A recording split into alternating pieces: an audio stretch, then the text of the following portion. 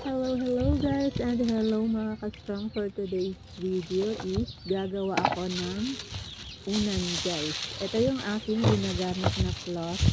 Yan, tinatawag yan na ground foam, yung mga foam na dinurog.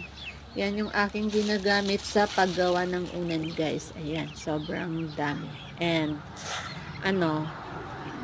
sobrang lambot nito guys pag ginawang unan. Ayan, nilagay ko na sa tela, heart shape na unan. And ayan, ito yung regular standard size ng unan natin. Yan, ilalagay ko na siya. Kailangang punong-puno para mas maganda siya tignan. And after, tatahiin na para hindi hindi mahulog yung mga foam. Grounded foam. Ganyan lang siya kabilis gawin guys.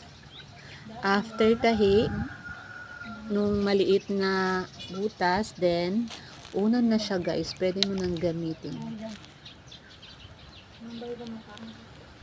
Babang may pa ba?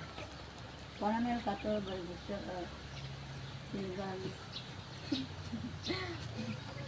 Bayinisan.